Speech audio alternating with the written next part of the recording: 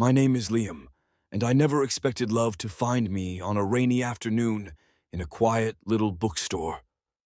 But sometimes, fate has a way of surprising us. I was wandering through the shelves, running my fingers over the spines of classic novels, when I reached for a worn copy of Pride and Prejudice, only to find another hand on the same book. I looked up and met the warm, curious eyes of a woman with an amused smile. She pulled her hand back slightly and chuckled. "Looks like we have the same taste," she said.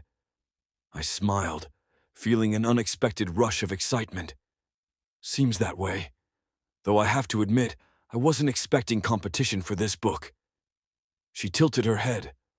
"I've read it so many times I could probably recite it. You should take it." I hesitated, then extended the book to her. "Maybe you should keep it, Isla, but only if you tell me what makes it worth rereading." Her eyebrows lifted in surprise. "How do you know my name?" I pointed to her tote bag, where her name was printed in small cursive letters. She laughed, shaking her head. "All right, Liam, you got me." That single moment unraveled into a conversation that lasted hours.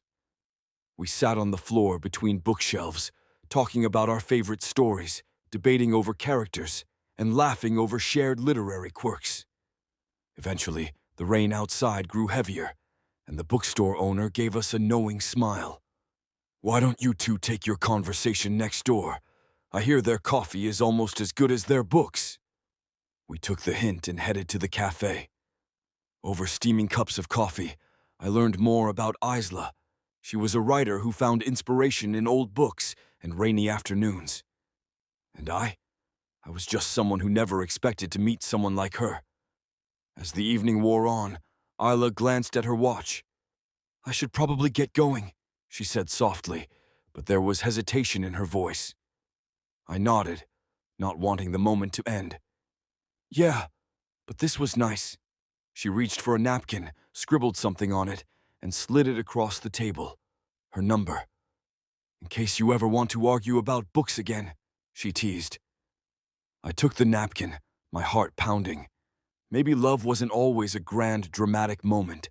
Sometimes it was just a quiet bookstore, an unexpected connection, and a simple number on a napkin. And somehow I knew this was just the beginning of our story.